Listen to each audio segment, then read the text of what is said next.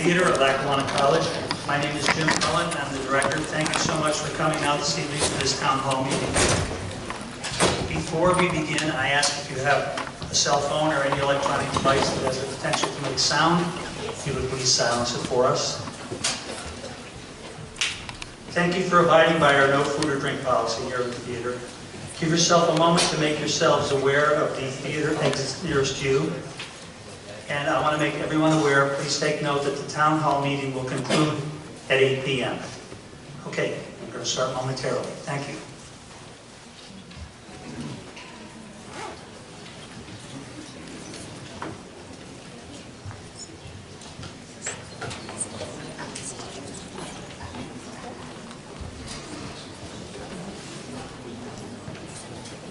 Hey, good evening, everyone.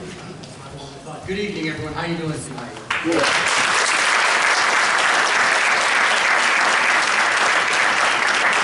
is my first mistake tonight is violating the no drink policy. I literally just found out about it up there, so I didn't know about it then, so I don't know if that's technically violating the rules or not. First of all, I want to thank the college for allowing us to use their tremendous facility. And I, most importantly, want to thank each of you for coming out tonight and for caring about not just the Scranton School District, but also public education in Pennsylvania. I want to just give you a couple minutes of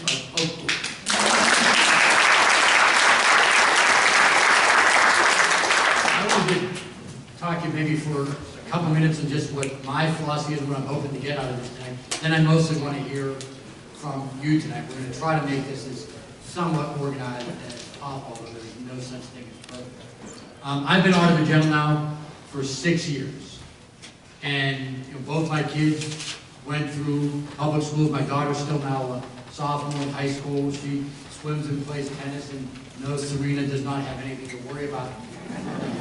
Tennis. My son's now in college, and I just know that, look, I played baseball and football in college, and he's now in the orchestra, so I can tell you, he didn't get that from me. A band director believed in him, in his music ability, when he was a freshman in high school. And because of that, he was able to get, a tremendous opportunity. Certainly, there's academics and athletics that go with that too. But he has a passion for this.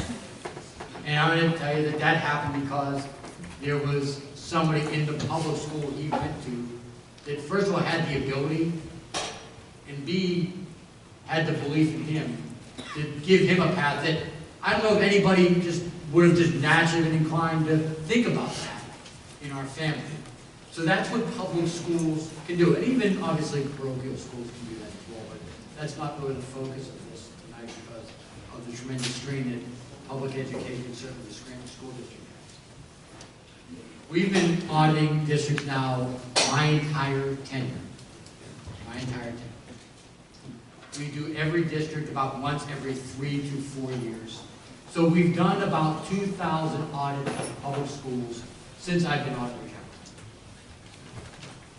I don't mean this as condemning or condoning, it's just a reality. This is about one of the 5 or 6 most challenged districts that I have seen. Some through their own making, some through not. I want to put out right away that there is one thing that I absolutely agree with the entire school board. The public education formula in Pennsylvania is broken. It must be reformed, and poor urban districts need more money. There is no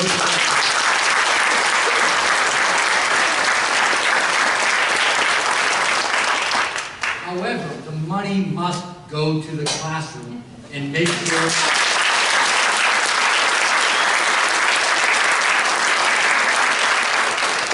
and I don't care who I make mad in that process. And I know I got some applause here tonight, but I'm telling you, like, there's obviously, if it were that easy, it would just happen. Which means we got some work to do. We know that there is now a recovery process that has started. The Department of Education will likely soon, I'm sure the Secretary will probably soon, I don't know who this individual is, appoint a recovery officer that will put together a plan. It is my hope tonight to hear some feedback on what we want to see not just in that recovery plan, but broadly speaking, what needs to be done and what you want to see done in the schools so that it can be improved, so that every single kid, regardless of their zip code, can have the opportunity to achieve their dreams. So again, thank you for being here. We're going to hear from, and again, we're going to try to, I know not everyone here signed up, some want to listen, and that's fine. Not everyone is certainly required to speak. But I want to hear from students, I want to hear from support staff, teachers, and the public at large. And we're going to try to call on people in that order, not because there's any preferred lottery, but I want to make sure we know who we're hearing from when we hear the recommendation.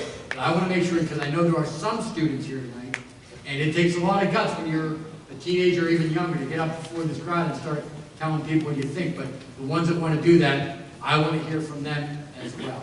So again, thank you for being here, and let's get rolling with the feedback. Again, we'll do this. We've got, by the way, my team is here. They're kind of, they're kind of now spread out, but they're here. So they're going to have some microphones. I think we have 2 microphones.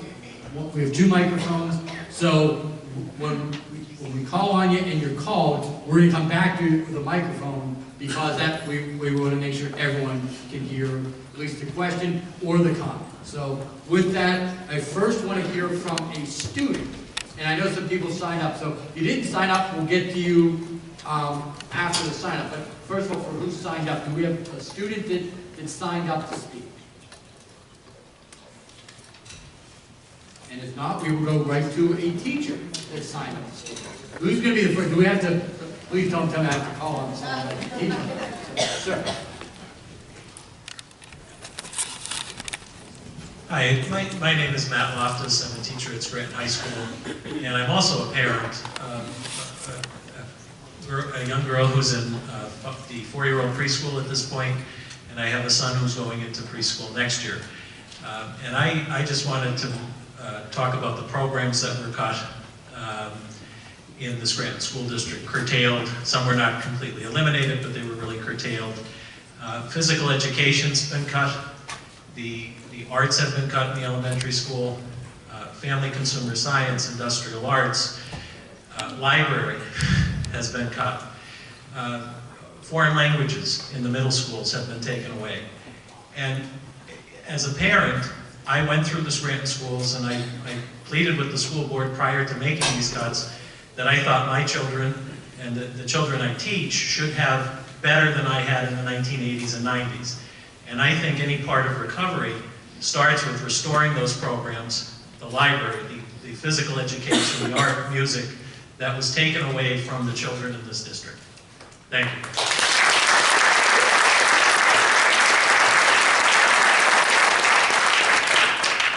I just want to say, I'd love to guarantee that we can make that happen. But I will tell you, it is absolutely critical that we at least fight for it. Couple of things. Number one, and I believe, I've said this enough times that I think if I'm wrong, I would have been called out on it. But I believe I am the only son of a convicted felon in statewide office. I know there's a lot of people that maybe your kids are millionaires and billionaires. That wasn't me. And it mostly started because of drugs. The reason why I bring that up is getting rid of art and music for poor and low-income kids is I mean, it's not 100%, but I'm telling you, it's an outlet for a lot of kids.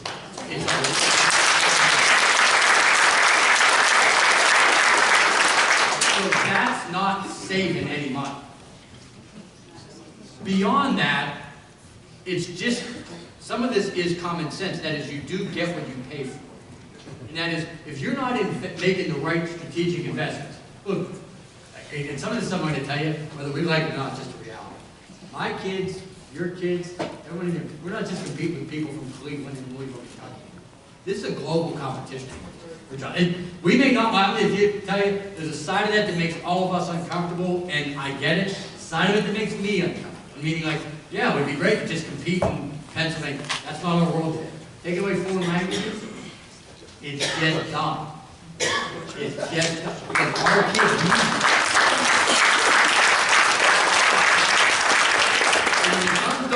again, I'm someone, I was never in a band. If you heard me sing a note, you'd be running me out of here faster than you can imagine. Again, I was a sports guy. I'm going to tell you, art, music, that's a death sentence for some kids when you take that away. So we've got to fight to get that stuff back in. We have to do it. Support staff. Anyone here signed up from support staff? I want to hear from you if you're here. Oh, yes. Sean's coming back. My name is Roberta Jagg. I'm a paraprofessional in an overcrowded third grade classroom, and I am a resident of Scranton for 36 years. Glad to be paying taxes so that children can be educated. My question is, there's a lot of rumors going around about what's going to happen. I mean, there's going to be layoffs, and there's going to be, schools closed. Our classrooms are overcrowded now as it is. And I have no idea the number of children in this district who need special education services. Because they have a 504, they have an IEP. And to say that possibly that staff is going to be laid off, I don't know how you do it. You can't imagine what it's like to be in a classroom as a PCA, a personal care aide, for somebody who spends the day beating themselves up and licking themselves like a cat. And that is happening in this school district. I want to ask you a question, if possible. What, and again, assuming it's not one, I mean, because that's the ideal, we all have our own term of tutoring, and that may be ideal, we know that's what would you say is a rough idea of a number that would be manageable? I know it's too high right now, and if it gets higher, it becomes much more unmanageable. But is there a ballpark of what you think would be more manageable? As far as how many special ed teachers and paraprofessionals we would need? Yeah, when you have a class, how many can you effectively manage? In a class, I would say at the most, if it is a class dedicated to autistic support or emotional support, 6 to 8 tops. And that doesn't sound like a lot to somebody who doesn't know. But, 8 would be the absolute top. And a good number of those kids may need a one-on-one. I was in an autistic support classroom at Monticello, which is our building, our program, center-based building, for emotional and autistic support. And we had, in some classrooms, more adults than children, because the children would need a nurse or a nurse's aide, and they would need a para, and there would be a behavior tech, and there would be a teacher. It's out of hand, and when figuring out what we're going to do, you have to remember those kids, because there's more and more every day. Do we have, and you may not know this, that's fine if you don't, do we have a rough idea of the number of kids or the percentage that fall into this special needs category in the district? Over 20%. 2,000 specialists. Thank you very much.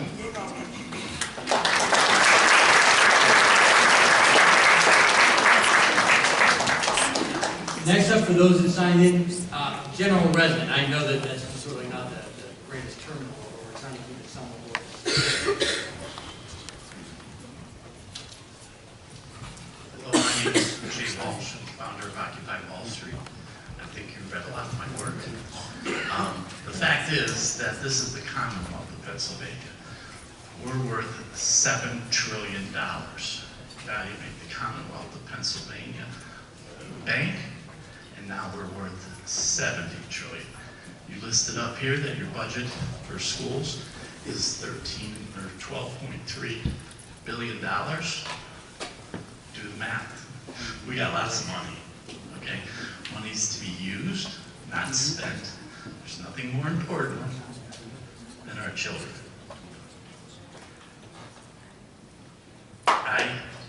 When my children hit Junior high, I basically used operative conditioning. I go, you make me honor roll, I take you to Florida during President's Week.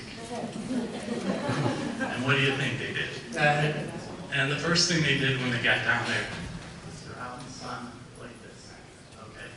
So, we don't have a money issue. I do think we do have a stupid issue. Okay? And we have plenty of money, but that doesn't mean school board people and the support around it need to make it a feeding frenzy. Okay? And you know, you've spoken to it. Okay? So, I think every computer, every class, and every student should have a computer at their desk and should be rigged into Khan Academy. And I think you're familiar with Khan Academy.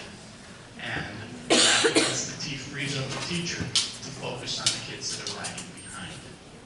Okay? I think kids can get through this curriculum probably in 10th grade. Okay? To be left to their own devices and go and do their work. I believe every school should have a pool.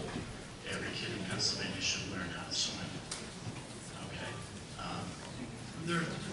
You know I've heard a lot of ideas. So, you know. Thank you. Yeah, so, the broader point that I think is absolutely correct, and that is, there tends to be enough money for items that is a priority for everyone. Right? And so, if education is the top priority, there should be the necessary resources. Including, there's a pretty big chunk of kids in schools that don't have the necessary resources. Here is what is important to point out statistics. That is, until about two budgets ago, from 1994 to 2 budgets ago, there was only one item in the state budget that increased every year. You know which one it was? Corrections. The average cost of incarceration per inmate per year is $50,000. The average cost of educating a child is between $12,000 and $15,000. So to me, it's simple math. Do more of that investment on the front end, and you have to do less of it for the $50,000 on the back end. And when there's a will, there's a way.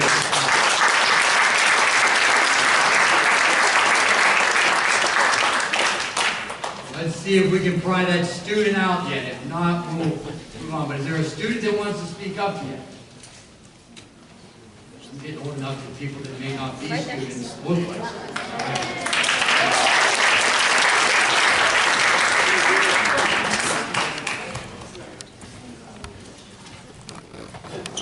Yeah, you can sit. I'm Brandon Zekiewicz. I'm a student from West Scranton. I'm a sophomore. I'm part of the marching band. And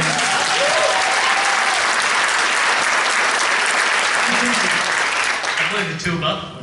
And a question I get a lot from alumni of the band is, you know, I used to play the tuba and all that, and I go, great, I still have your instrument, and they could have graduated 79, 80. You know, it's, our marching band mainly funds that we have to get. The school district provides only a slightly sliver of what we get in funds, and there's not a lot of funds. We can barely afford 5 pieces of music a year. 5 pieces of music a year is lucky for us. For an actual marching band, for an actual high school, that's barely anything for the season. And it's getting ridiculous because I got a job in the summer, you know, started paying taxes now, sadly, and that ain't gonna stop. I'm literally contributing to stuff that is getting cut from me. Now, maybe it's a 1 penny that actually goes to the school district, but even if it was my toenail, I would still be mad. And another thing is, another huge issue is, last year, my freshman year, we had a German teacher. Midway, she got, you know, pregnant, had the kid. She eventually left because she could not just get the salary from the Scranton School District. She eventually went on to Abington. For a while, we were stuck in a limbo of who's our teacher. Now, she left in November. We did not get an actual permanent substitute teacher to teach this class until maybe 2 weeks before Christmas break of this year. The school district does not want to find anyone. Now, it's not very hard to find a substitute because now we're switched onto an online class, which is even worse because the online class, all the rules are in German. Now, we barely got taught German 1. How are we supposed to teach ourselves German 2?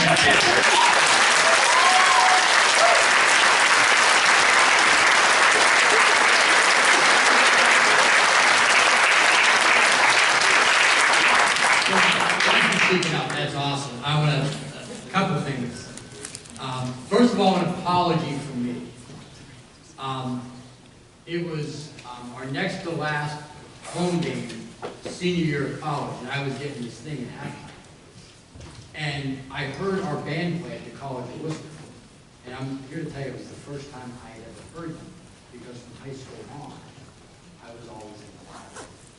And I was embarrassed when I heard them because of how good they were.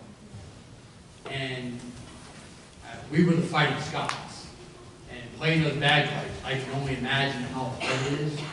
And it was awesome. And I remember thinking, wow, no wonder our crowds are so big. It's not to see us knuckleheads getting our fannies kicked every Saturday. It's to come hear that band that was unbelievable. So thank you for doing that, because just like the football team that's on the field, you're putting yourself on the line every halftime or before every game, depending on home or away, and help bring a smile to a lot of people. So thank you for doing that. Now, on the pay issue, look, the easiest thing for me to say is I just think teachers and sports staff should be paid more. I agree with that. And as a taxpayer, I'm happy if that's where my tax dollars go too. But it's not just me. If anyone's been paying attention, there's been a movement in this country on this issue. West Virginia and Oklahoma just named two. And I know there's been some other states where parents, general taxpayers, students, regardless of political affiliation, are tired of their teachers and support staff not getting paid the worth of what their profession is.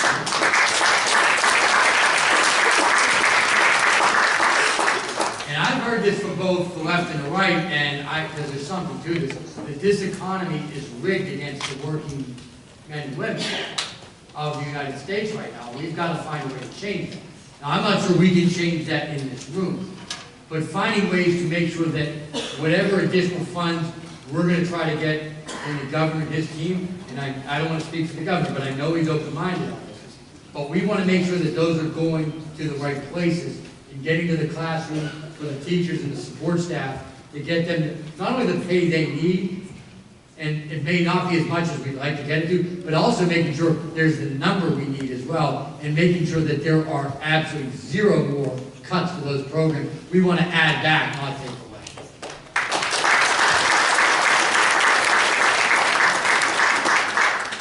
Teacher next, and then we'll support staff, and then we'll go. So we're going to keep circling around. So we'll come to you next, over there. Thank you, Mr. DePasquale, for coming out and spending some time and energy with us tonight. A couple of observations and then maybe a couple of questions. In 2012, your predecessor, Jack Wagner, cited the district for anywhere from 298% to 533% of the state formula for transportation. That was the performance audit on 06, 07, and 07, 08. Since then, I did some of the math. There's a red flag that went up 500%, sounds like a lot to me. And since then, over a 7-year period, the transportation contracts have increased, the expenditure for the district has increased by an average of 11% per year. Now, let's compare that with the expenditure for teacher salaries. 1% per year, on average, over that same, this is coming right from their audits.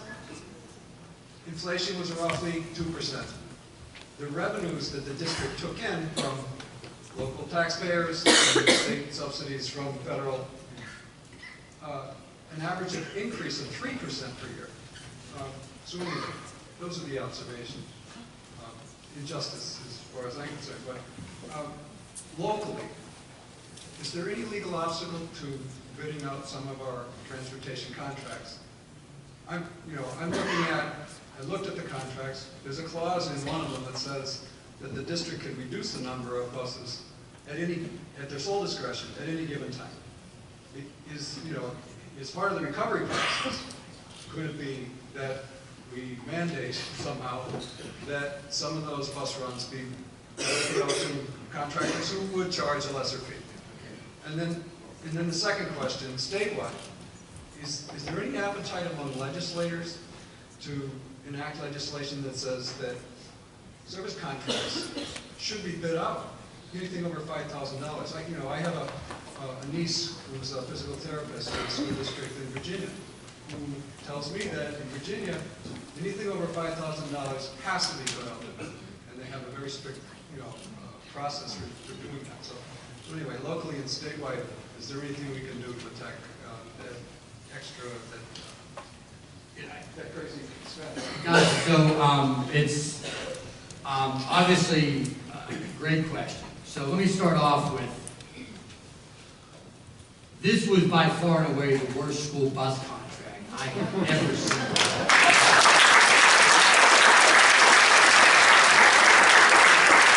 We didn't even find the legal justification for the fuel surcharge. And the school board tried to go back in time to retro approve a bad contract, which to me is, we're on camera, I got it. I've already got in trouble because I said get head out of the ass.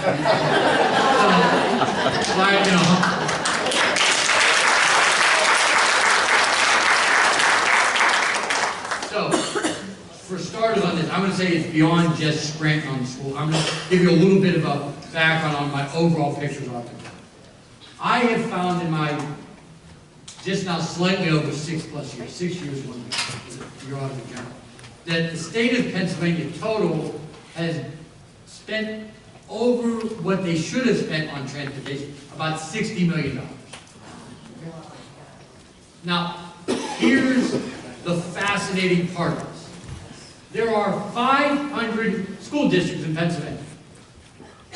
17 of them do not competitively bid their school transportation contract, because you're not legally required. 483 do. The 17 that do not account for 55 of the 60 million in waste. Now, you don't have to be an auditor general. You don't have to be a preschool student to figure out there's something wrong with that picture. So, 483 districts, and you just work it out, 5 million by 483. Now you are talking, look, it's a lot of money, but you're talking about percentage-wise, that's pretty small. 55 million for 17, obviously that's large. So to me, first of all, you're just trying to be just a prudent person. You would bid out every contract that's above, and I would say 10,000, but whether we want to quibble about whether it's 5 or 10, because that's just where I am, but I'm cut the bill 7,500. Why you wouldn't want to do that would literally blow it. You should want to do that, because even if you want the same person to get it, or entity or company, it gives you a better ability to negotiate a better deal. Okay? That's just number one. Number two, I have called for the legislature to mandate bidding in school bus contracts. I have called for it.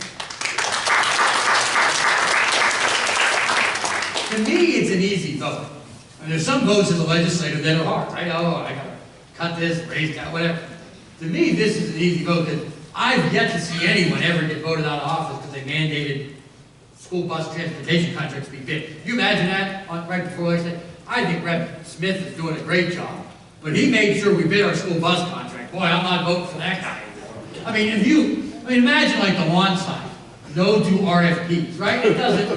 It's just not really gonna catch on, right? It's just, I mean, for me, like I've had mail pieces sent against me, TV ads. If my opponent is attacking me on RFPs, I'm like, well, I don't have to knock on as many doors. I'm exaggerating to make the point. That's not a tough vote. Having said that, I'm not convinced that's going to happen. That doesn't mean the school districts can't do it on their own. They don't have to wait for the state to mandate it. Because there was one other district in Westmoreland County, I won't name Menneson, I'm sorry, and so they told me, because I hit them on the same issue, they were about $1 million, I forget, they were a much smaller district. They told me, literally, we cannot find anyone else to bid on it, that's why we don't bid on it. They're in Westmoreland County, 14 school districts in Westmoreland County.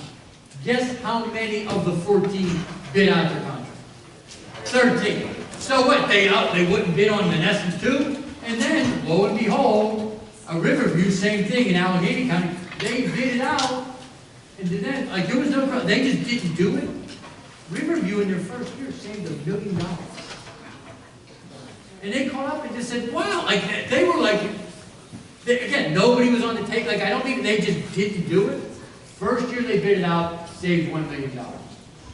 So even if somebody believes the current vendor is the right one, and by the way, my job is auditor general, I don't care who gets it. I just want to make sure it's done fiscally right and all the laws are followed. It is not my job to pick who the vendor is.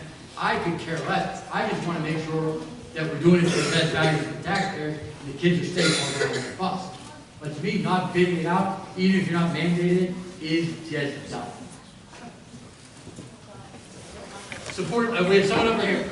Support staff for teachers. Oh, okay. Let's hear from them. We have somebody here first. Hi, my name is Rebecca O'Brien. Yeah, by the way, I'm happy to hear from both of you. Okay, So. thank you. Anyway, when someone brought up culinary arts, I thought back to my childhood, and again, that was where I really started any type of passion, and it was through my cooking teacher. A lot of kids I know live for music. It usually generally lifts everyone's spirits. That we were shortchanged. This year was the second year of Frozen. I've worked 16 years waiting for finally a decent raise. Now that is, not only am I not getting that, I might reduce. So my personal struggle here has been very long in the last few years. You know, I love my job. I love teaching. I'm a reading specialist. I think about all sorts of things. When I taught first grade, I really enjoyed every minute of it. Throughout these last 15 years I've had a night job, you know, I'm working hard, and I just feel for any cuts to the teacher's salary at this point, after already waiting 2 years, on top of it is just, it's not going to benefit the students. It's definitely not benefiting me because I'm getting worn down. You know, after your small salary, I too have to pay taxes, a lot of it. So my small salary is actually taxed almost half already. That being said, I just feel like everyone that I work with or work around, no one is a lazy teacher that I see. Everyone works hard for these kids. And I do feel that certain things, for example, cooking, music, they all need to be brought back. We have now longer classes too on top of getting paid less. So besides taking a huge pay cut, which I was waiting 16 years for, not only did it hurt me morally, because I feel I'm getting punished as a hard worker, doing everything I can to help these kids for years. Besides being morally hurt, financially hurt, it's really just making everyone's job very difficult. Now I have the students who are wondering why they have to listen to me talk for 60 minutes instead of 50, and also not get to go to specials. And they're good. The kids are not the problem. They work hard as well. So really, I'm just wondering what we can do, basically, to just keep this moving in the right direction, and I just feel any cuts at this point. I know that, you know, the district is broke, but they've got to figure out a way. It can't be the kids, the schools. Last month we were making a donation. I had the kids cooking with me. It was a reading class, it was Christmas. We made basically a soup drive and then collected all the money and randomly surprised a veteran who I was told was crying when he got the present because he had one. So I noticed my ceilings falling down. I mean, these schools, I don't even complain about that. The heat, the ceilings, that's, you know, we've already made a lot of cuts. And I just feel that something else has to be taken away from, and not the kids, not the teachers anymore. And that's just all I have to say. Thank you.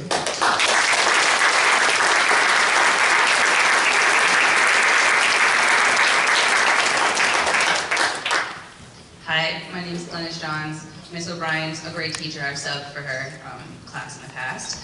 I'm a substitute teacher in the Scranton School District. I am also a professor, and I look around this room here, and I am a woman of color. I went to the Scranton School District K through 12, and one thing that is really depressing and really hard to watch is not only does the school district have a hard time supporting students of color, we mentioned the school to prison pipeline. I know a lot of people who are sitting in prison right now or jail, didn't graduate or didn't go to college.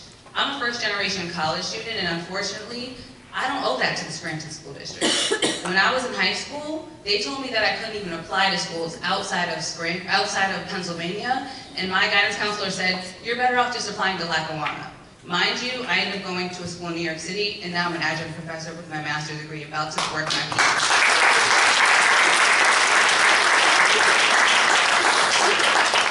So again, as I look around this room, I see a lot of people that don't look like me. I know a lot of students that are in their classroom and it doesn't look like them. I go into these schools every day because I want to, and the impact that I make on these students. I recently started counting all the students I've encountered. I'm up to 723 students that I've impressed. And the looks on their face of seeing a teacher of color in the district in their classroom is so impactful. I have students that come up to me every day and tell me that this is the first time that they've learned something. Not necessarily because of the teachers, but because of the ways in which we treat these kids in the schools. And that is really, really hard. And you know, it was already hard for me coming up out of the school district to see the ways that we're like putting up walls instead of moving obstacles out the way is really devastating to me. And again, I work with Kelly Services, and the battles that we have with Kelly Services, the subs and the teachers, is really hard. And as a middleman, it's hard for me because I go to the classroom, one, because I want to help the teachers. I can really care less about Kelly Service. I don't really say I work for them. I basically work for the district because I want to help just the way everyone sitting here wants to help. So I go there to help these kids. I try my best to work on whatever curriculum, try and bring art since that's gone. So again, like I just wanted to really emphasize that I want to support the black and brown kids here. They have no representation. There's only one black teacher in the school, Mr. Robert McLeod. We've had many conversations. And when you're a teacher of color, you have students coming to you for multiple reasons. They don't have idols. They don't have support sometimes. The obstacles that they go through on a daily basis are not the same. So for me, I want to be there. I don't sub every single day, but I go there, I'm excited. I sub K through 12. I try to see every classroom. Like I said, my goal is to meet every single one of these kids and let them know that they matter. And it's, again, really, really important, and it's so devastating. And the last thing I want to say, what hurt me the most to see all the librarians go, because I think you cannot separate library and school. You cannot separate books from school.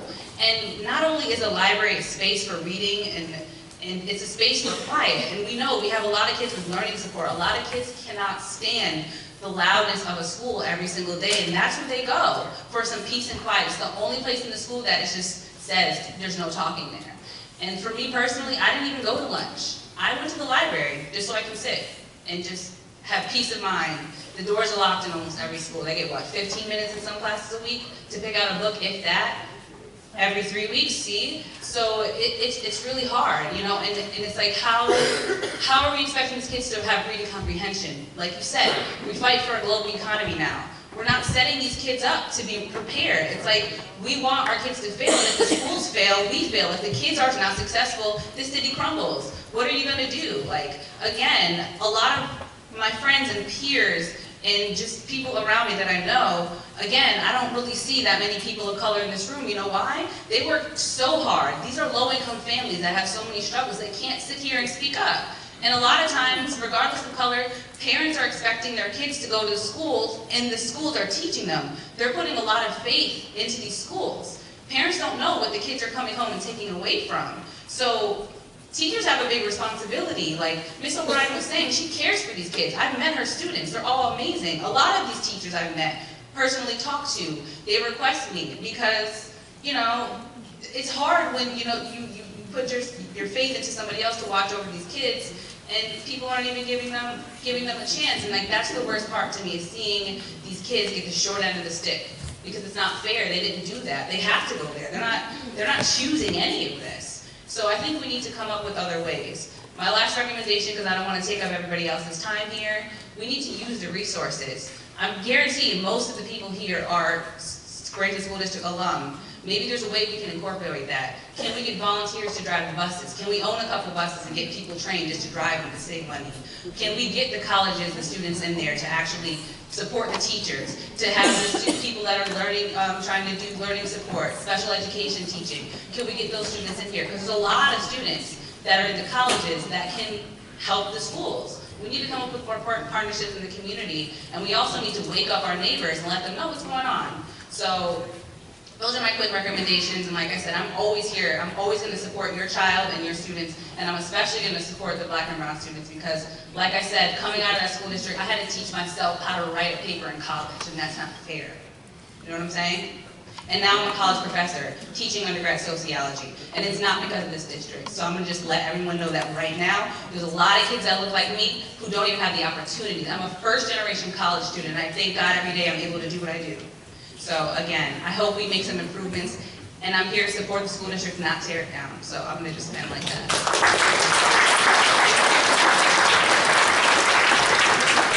Couple items. First of all, the Scranton School District is becoming increasingly diverse, and it must be a top priority mission for the district to make sure that every kid, regardless of race, ethnicity, orientation, and for most of you that may not know this, although some of you I'm sure do, significant number of languages spoken in the district as well. It must be a top priority of the district. Now, the other item that I think it's important to talk about is we do have to probably think about some outside-the-box solutions to some of these topics. One thing that I am amazed about when I meet the teachers from Scranton is that how many of them are from Scranton originally. So there is a deep, abiding love for this community that we can tap into, but we're going to probably need the full array of services. I don't have the answer to that, but I do think that's a discussion we have to have. So the next one is going to be general resident. Then again, we'll come back. So we're over here, this lady over here, and then again, we'll come back.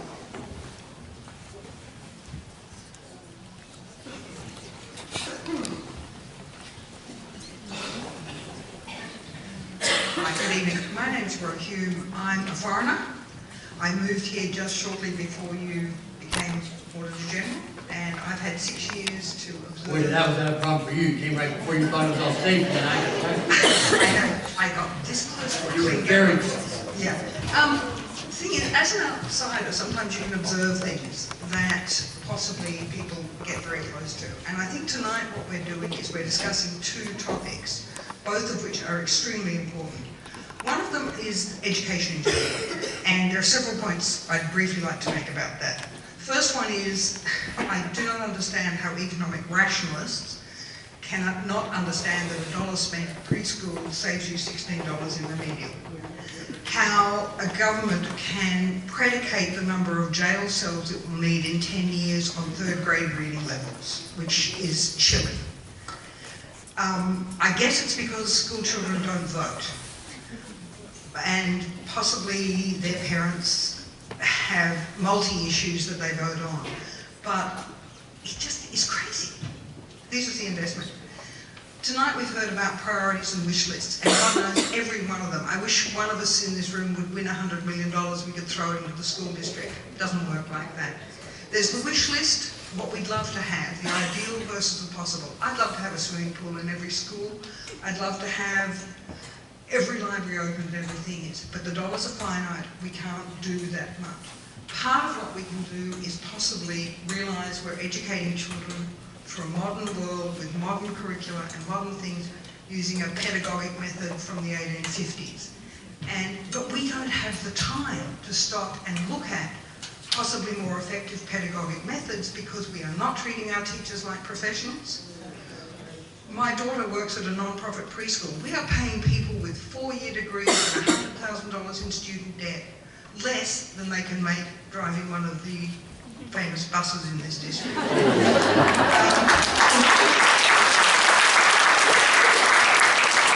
because we want to. It's the economics. So I really believe that there's a whole lot we can do about education in general. But the second issue tonight, which is I think as important and what brought everyone here, are the specific issues that face this school district. And this school district is running as fast as it can, not like Alice to stay in the same place, but to go backwards. And that's not because of the teachers, and it's not because of the kids, and it's not because of the fact that federal law mandates we have to do our special education, and it's not because our buildings are old, and it's not that. It's a whole bunch of those factors. For the community to get behind the Scranton School District, for the work to be done that we need to do to make this district fiscally sound and focused where it should be on the educational outcome of every single one of those 10,000 children, the community has to have trust in the school board. And I came here 6 years ago. I follow these sorts of things. You get old, you have hobbies. The lack of public trust in our current school board is not based on the individual members, it is based on the track record of the board from the past to now. Symptomatic of which are the shenanigans going on over that bus contract, the attempt to retroactively make it legal, the lack of transparency on accounts, the lack of transparency on what we're doing to fix it. Symptomatic also was the recent election at the school board which took place late at night.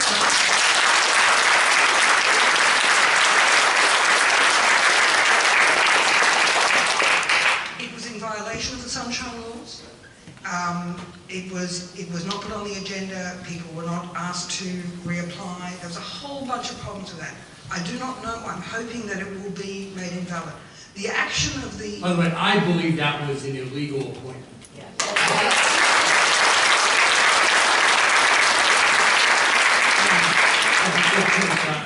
Is that I don't have the legal authority to audit municipal authorities on my own. I have to get invited in. I was asked to audit the Scranton Sewer Authority's sale. The deciding vote not to allow me to do it was the person they appointed. Not everyone here knows. No, I'm sorry. With no disrespect to anyone, but the trust of the public in the transparency of the school board would have been a great deal greater had they not gone through 5 out of the 6 number 2s in the hat till they got to the one they wanted. And leaving aside that, I am hoping that that is being pursued. I don't have the status to do it. Not far enough. You're doing pretty good, so. But look, the thing is, if we're going to rebuild the trust in the school district, if we are going to stop wasting our time worrying about these kinds of issues, about the bus contracts, about people on the board, we as a community have to be able to have faith. The only way we can have faith is a clean slate moving forward. And I'm not... We have too much at stake here to look to the past and to people who are locked in the past and the old ways of doing things. Let's do what we can, both to make sure that the board is legally constituted, but also to make sure that the board are on the side of the children and not covering their own necks.